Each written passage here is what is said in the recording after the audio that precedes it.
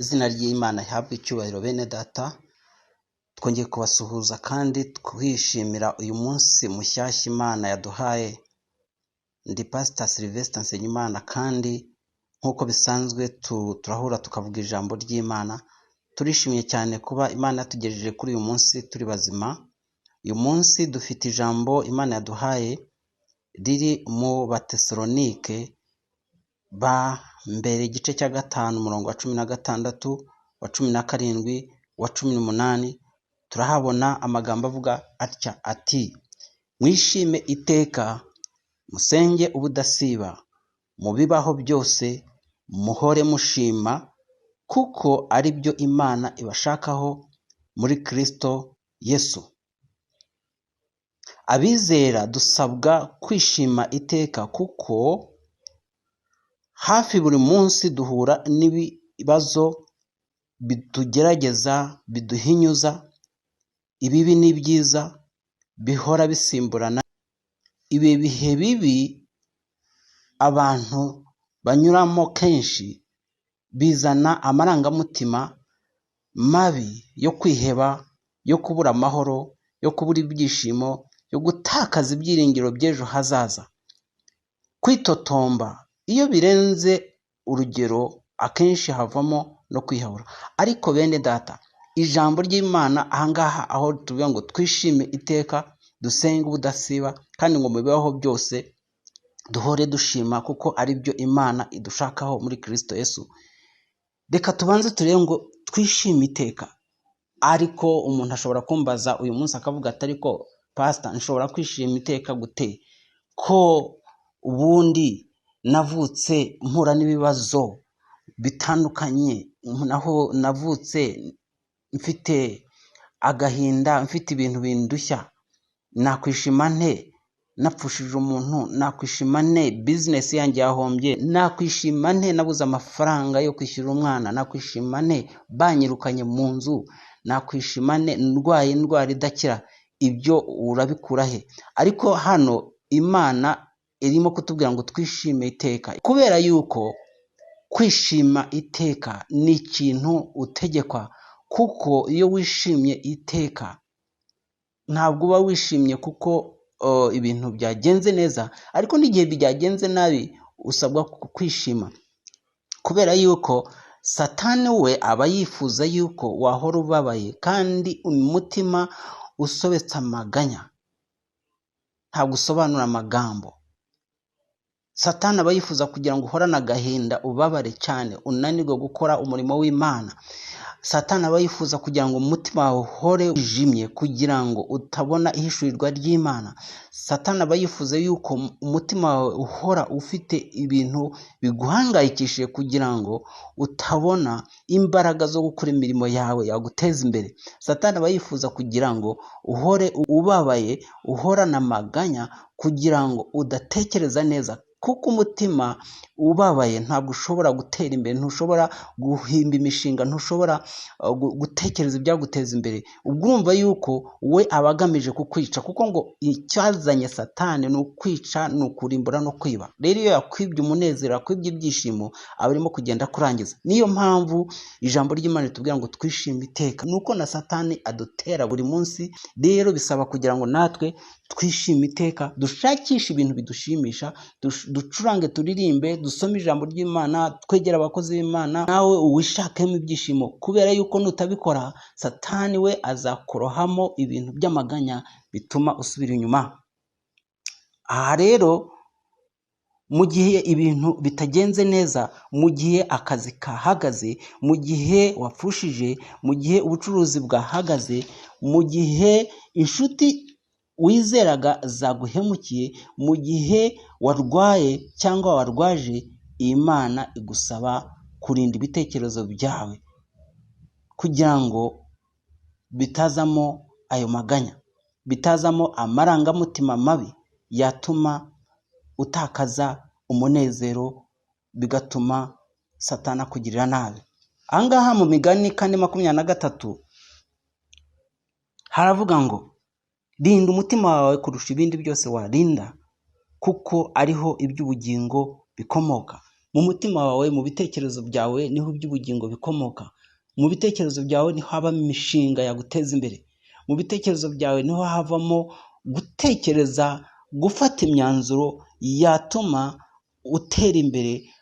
Ariko iyo Satani wamwemereye akazanamo uwo mwijima, akazanamo ako gahinda, ntabwo watekereza neza mwene data. Ushobora kuba utwumva muri aka kanya ufite agahinda watewe n'ikintu runaka, ufite ibibazo bitandukanye, urwaye se, wahemukiwe se, ufite ibintu byakubabaje. Ariko mwene data ndakubwira ngo humura, ishime mu Mwami Yesu, kuko uwo munezero Imana iguha niwo wonyine watuma Satani n'umwijima we bikuvamo, kandi bigatuma unezerwa, bigatuma usabana n'Imana. Ira sengesho dusoma muri Mateyo 6 havuga ngo Data wa twese uri mu ijuru, izina ryawe ryubahwe, ubwami bwawe buze.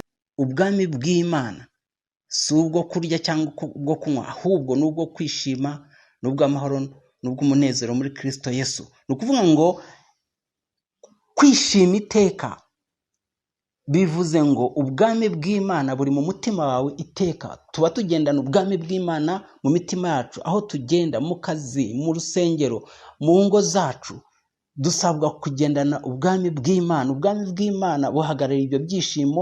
Kwishima iteka bivuze yuko ubwami bw'Imana buba buri mu mutima wawe. Ubwami bw'Imana iyo buje mu mutima wawe bukohereza uwo munezero ugatuma utsinda Satani. Kandi aho ubwami bw'Imana bwaje, aho umunezero waje, aho amahoro yaje yo muri Kristo Yesu, nta Satani, nta badayimoni bahakandagira. Mu mutima w'umuntu niho hafatirwa ibyemezo byiza byatuma umuntu atera imbere, mu gihe uwo mutima urinzwe guhungabanywa n'ibibazo umuntu ahura nabyo mu buzima. Nibyo koko mu buzima duhura n'ibibazo bitandukanye, ni koko mu buzima turapfusha, ni koko mu buzima turahomba, ndetse tukagira ibibazo, ndetse tugahagarikwa ku kazi, ndetse ibintu bikagenda nabi. Ariko ijambo ry'Imana riduhugurira yuko turinda uwo mutima, kugira ngo uwo mutima utinjirwamo n'ibitekerezo bya Satani, bigatuma umutima uhungabanywa n'ibyo bibazo. Imana yemera yuko ibyo bibazo bitubaho itagamije yuko itugirira nabi cyangwa ngo biduhitane, ahubwo uba yifuza yuko muri ibyo bibazo dukurizamo imbuto 9 z'umwuka tubona mu Bagalatiya 5:22. Mu Bagalatiya 5:22 harimo ngo ariko rero imbuto z'umwuka ni urukundo, ni ibyishimo, ni amahoro, ni ukwihangana, ni ukugira neza, ni ingeso nziza, ni ukugwa neza, ni ugukiranuka no kwirinda. Izi mbuto 9 tuzibonera mu bihe bibi. Haleluya! Izo mbuto ntabwo wazimenya ko ziriho keretse unyuze mu bihe bibi. Imbuto yo kwishima tuyibonera mu gihe cy'akababaro. Imbuto y'amahoro yo mu mutima tuyibonera igihe hari intambara, hari imidugararo. Imbuto yo kugwa neza tuyibonera igihe umuntu yaguhohoteye, yagututse, ntumusubize. Imbuto yo kwirinda tuyibonera igihe uri imbere y'ibigeragezo bya Satani cyangwa ibishuko bya Satani, ukavuga ati iki kintu sinagikora. Rero ahangaha niho tubona ngo tugomba kwishima iteka. Kandi niyo duhuye n'ibyo bigeragezo, hariya mu Baroma 8 haravuga ngo kubakunda Imana byose bifatanyiriza hamwe kubagirira neza. Nuko urukundo rw'Imana turupimira mu gihe dushoboye gukunda abantu tutarobanuye ku butoni, ndetse ruduhata no gukunda abanzi bacu n'abaduhemukiye. Iyo dukiranukiye Imana, ayo mahoro n'ibyishimo duhabwa n'Imana biduha imbaraga zo kwihangana, biduha imbaraga zo kugira neza, biduha imbaraga zo kugira ingeso nziza, biduha imbaraga zo kugwa neza no kwirinda mu bihe bibi. Imana ihabwe icyubahiro. Handi haravuga ngo musenge budasiba. Umuntu ashobora kuvuga ariko ndasenga, ndabyuka nkasenga, niyo ngiye kurya ndasenga. Ariko tugomba kumenya gusenga niki. gusenga ni ikiganiro umuntu agirana n'Imana. Gusenga ni ubusabane umuntu agirana n'Imana. Gusenga ni ubusabane umuntu agirana n'Iyamuremye. Ni ukuvuga ngo iyo ufite inshuti mugasabana, mukagirana ubusabane, ukamutumira nawe akagutumira, mukaganira, ubwo icyo kiganiro kiri hagati yanyu, iyo communication mugirana hagati yawe n'Imana, iyo muganira aba ari ugusenga. Gutakaza icyo kiganiro niko gupfa mu mwuka. Umuntu udasenga agenda apfa mu mwuka gahoro gahoro. Gupfa mu mwuka tubibonera iyo umuntu akora ibyangwa n'Uwiteka. Uba uri mu rugendo rugana mu rupfu, uba ugenda utandukana n'Imana. Gutandukana n'Imana ni ibintu bigenda bikuganisha mu rugendo rugana mu gupfa. Rero nk'uko iyo ukuye ifi mu mazi ihita ipfa, nawe iyo uvuye mu bwiza bw'Imana, iyo uvuye mu bintu byo gusenga, bigaragaza yuko uba ugenda upfa mu mwuka. Ngo musenge ubudasiba ni nko guhumeka. Iyo umuntu adahumetse arapfa. Guhumeka, dusabwa guhumeka. Uyu munsi bagupfutse amazuru, mu minota ingahe uba wapfuye. Rero nk'uko guhumeka bizana ubugingo, no gusenga bizana ubugingo bwo mu mwuka, umuntu akaba muzima. Rero mu gusenga dusabwa gusenga ubudasiba, ariko si ya masengesho ya yandi adafite umusaruro. Ni ya masengesho aho bavuga ngo amasengesho y'umukiranutsi agira umumaro iyo asenganye umwete. Urumva condition ni uko usenga ukiranuka, usenga udafite ibyaha, usenga hagati yawe n'Imana mumeranye neza, ariko ukageraho n'umwete muri kwa gusenga udasiba, ugasenga ukiranuka. Ibyo nibyo bizana ubugingo, ibyo nibyo bizana ubuzima bwo mu mwuka. Kandi ubwo buzima bwo mu mwuka butuma unyura mu bihe bibi, bikunyuza mu bihe bibi, kubera yuko uba wasabanye n'Imana itanga ubugingo, kandi uri mu bwiza bw'Imana. Muri bwa bwiza bw'Imana niho ubonera guhishukirwa. Muri bwa bwiza bw'Imana niho Imana ikwereka imitego ya Satani yagucukuriye ukayirenga. Muri bwa bwiza bw'Imana irakumurikira, Imana ikaguha imbaraga, ikaguha amavuta yo gukora umurimo w'Imana. Niho n'indwara zikirira, kuko muri the presence of God, mu kubaho kw'Imana uri mu masengesho, nta dayimoni, nta muzimu, nta mukonikoni wakwegera. Yuko ahari Imana, ahari ubwiza bw'Imana, nta badayimoni bahakandagira. Ahari ubwiza bw'Imana, nta myuka mibi yakugeraho. Ahari ubwiza bw'Imana, indwara waba urwaye urakira. Ahari ubwiza bw'Imana, nta byaha bihaba. Rero dusabwa gusenga ubudasiba. Ni ukuvuga ngo dusenga ubudasiba kandi tukishima iteka. Ubwo urumva yuko iyo environment, aho hantu, aho Imana iri, wegereye Imana, nta mujinya, nta kababaro, nta mushiha. Kandi iyo wegereye Imana uganira nayo muri ayo masengesho, aho ngaho uba wabaye inshuti nayo. Kandi Imana kuko ariyo yarebye ijuru n'isi, Imana niyo nyambaraga. Nta kigeragezo cyarusha Imana imbaraga. Muri kwa kubaho kwawe, muri kwa kubaho kw'Imana uba urimo, ibintu byose biba bishaka kukurwanya biratsindwa imbere yawe mu izina rya Yesu. Rero tugiye kureba ikindi kivuga ngo mu bibaho byose muhore mushima, kuko ari byo Imana ibashakaho muri Kristo Yesu. Iyo urebye muri Yubu igice cya mbere umurongo wa 13 tukageza ku murongo wa 22, tubona ibibazo Yubu yahuye nabyo. Yari umukiranutsi, ari n'umukire, ari n'umutunzi, ariko ibintu biza kumushiraho, ndetse n'umubiri we urarwara. Ariko hari ahantu yavuze ngo Uwiteka niwe wabimpaye, kandi Uwiteka niwe witwaye, izina ry'Uwiteka rishimwe. Urumva, n'umukiranutsi ahura n'ibibazo, n'umukiranutsi ahura n'ibigeragezo, n'umukiranutsi ashobora gupfusha, n'umukiranutsi ashobora kurwara, n'umukiranutsi ashobora no gupfa. Aho ngaho rero igihe bikubayeho, ugomba kumera nka Yubu, ukavuga uti Uwiteka niwe wabimpaye, ariko ni nawe ubitwaye. Izina ry'Uwiteka rishimwe, izina ry'Uwiteka rihimbazwe. Aho ngaho urumva ko ugomba gushima buri teka, ugashima mu bihe byiza, ugashima no mu bihe bibi. Uko niko umukiranutsi w'Imana agomba kumera. Ntabwo tugomba kwemerera Satani ngo tumuhe urwaho, ngo tumwemere azana agahinda muri twebwe mu gihe twagize ibyago, tumere nk'uruvu. Uruvu nirwo rugera ahantu, aho rugeze rugasa n'aho rugeze, rwagera ahantu hirabura rukirabura, rwagera ahantu h'umweru rukaba umweru. Ariko twebwe tugomba guhora turi bamwe tudahinduka, kuko Imana iba iri muri twebwe, kuko ubwami bw'Imana buba buri muri twebwe. Ntabwo tugomba guhindurwa n'ibihe, ahubwo twebwe tugomba guhindura ibihe. Ikiremwa muntu gikunda gushima Imana mu bihe byiza, ariko iyo ibintu bitagenze neza havuka mu mutima amarangamutima mabi arimo kwitotomba, kuganya, kwiheba, gutakaza ibyiringiro by'ejo hazaza, byarenga urugero hakavamo no kwiyahura. Imana idutabare.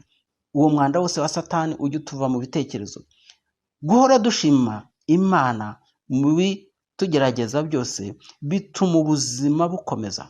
Haleluya. Bituma ubuzima bukomeza.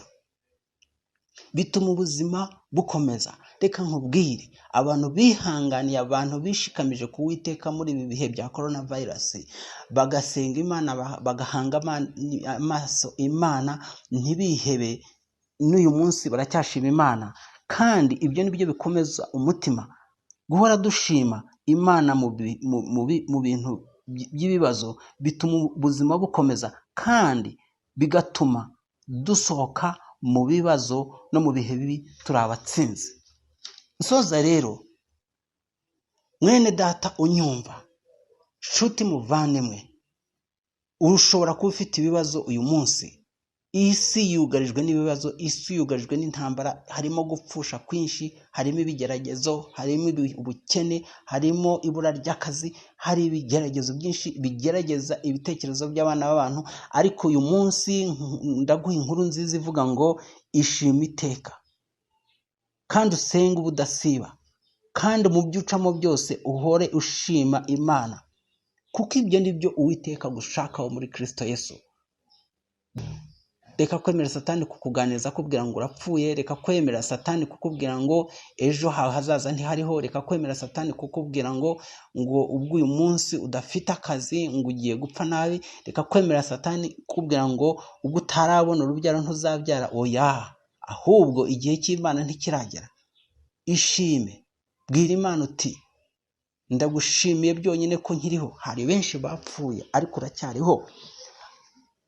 Bwira Imana uti ndagushimiye, hari imigisha wigeze kumpa mu myaka yashize. Ubwo wangiriye neza muri cya gihe cyashize, n'uyu munsi nizeye yuko za mbaraga ntaho zagiye. Nizeye yuko uzangirira neza no muri ibi bihe biri imbere. Bwira Imana uti ndagushimiye yuko wampaye aba bana. Bwira Imana uti ndagushimiye yuko wampaye akazi. Bwira Imana uti ndagushimiye yuko wampaye inzu, wampaye imodoka. Ariko nubwo waba utabifite, uyibwira uti ndagushimira yuko mfite amaguru abiri. Nubwo ntafite imodoka, mfite amaguru abiri, hariho utayafite. Uti ndagushimira yuko mfite amaso abiri, ndashobora kureba. Ndagushimira ko mfite ibitekerezo bizima. Hariho abasaze ariko ngewe ndi muzima. Ndagushimira yuko mfite ururimi rwo kuvuga, hari abadashobora kuvuga. Ndagushimira ko ndiho, hariho abapfuye. Kubera yuko kuba uriho si ukukiranuka kurusha abandi, ariko ni ubuntu bw'Imana yaguhaye kugira ngo igusigaze ugire ibintu uhindura muri iyi si. Imana ikugiriye neza. Ishima iteka kandi usenga ubudasiba. Muri kwa gusenga Imana, muri kwa kuganira n'Imana, muri kwa gusabana n'Imana, kandi wiyejeje, uzahabona intsinzi, uzahabona imbaraga zituma utsinda ibigeragezo uhura nabyo muri iyi si. Uzahabona gususuruka, uzahabona amavuta nibura umukozi w'Imana yo gutuma ubwiriza mu mbaraga. Uzabona ubwenge bwatuma wigobotora mu bibazo wahura nabyo. Uzahabona ubwenge bwatuma ufata imyanzuro mizima udahubutse. Benshi bakunze guhubuka bagafata imyanzuro mibi yatuma ibageza mu bibazo bibi bitandukanye, kubera yuko baba batashatse Imana ngo ibayobore. Umwuka wera ngo ni umuyobozi. Umwuka wera ngo araduhishurira akatubwira ibishobora kutubaho. Rero iyo utashatse Imana ukayitera umugongo, ukora ibintu bijyanye n'amarangamutima, bijyanye n'ibyifuzo, ariko wenda bitari mu bushake bw'Imana. Ariko iyo twegera Imana dusenga, Imana iduha gukora ibintu bijyanye n'ubushake bw'Imana. Rero ndagusengera kugira ngo muri aka kanya ukirangiza kumva ubutumwa, ufate umwanzuro wo kuzajya wishima iteka, ntukemere Satani kuguhoza mu gahinda nubwo abahuye n'ibibazo.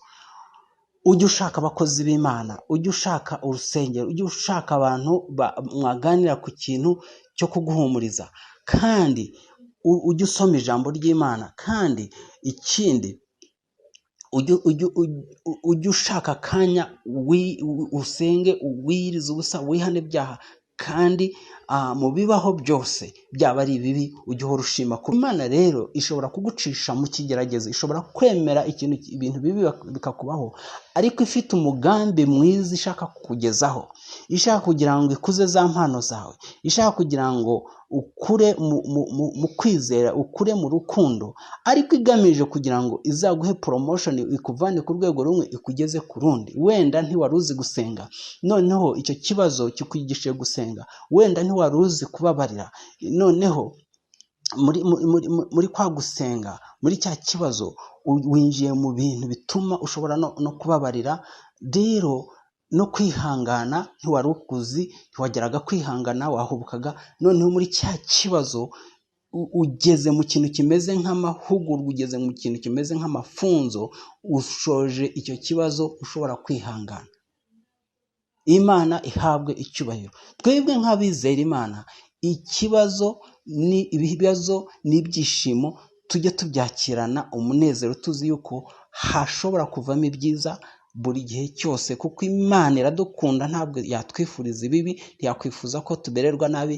Ahubwo mu bintu byose ducamo tujye duhora twizera yuko hashobora kuvamo n'ibyiza. Reka rero nkusengere inshuti muvandimwe, uyu munsi Imana ikugirire neza, uyu munsi Imana iganire nawe muri iri jambo. Nturyumve gusa ngo uritaho, ahubwo wongere urisome, Umwuka Wera aguhishurire ukuntu ugomba kwifata no mu bihe bibi. Witeka Mana, nsengeye umuntu wanyumvishije mvuga iri jambo, muhe Nyagasani gufata icyemezo cyo kutazajya yemerera Satani kumuteza agahinda, ahubwo ajya ahora yishima iteka nubwo yahura n'ibibazo. Kandi umuhe kuzajya asenga ubudasiba, kandi mu bibaho byose ajya ahora ashimana. Ndasenze kugira ngo uyu munsi umugirire neza, umuhishurire, umuhe imbaraga, umuhe gukomeza muri uru rugendo rw'agakiza. Muri ibi bibazo agenda ahura nabyo, azajya abisohokamo ari umutsinzi kubw'izina ryawe. Bitabisenze mu izina rya Yesu Kristo, amen.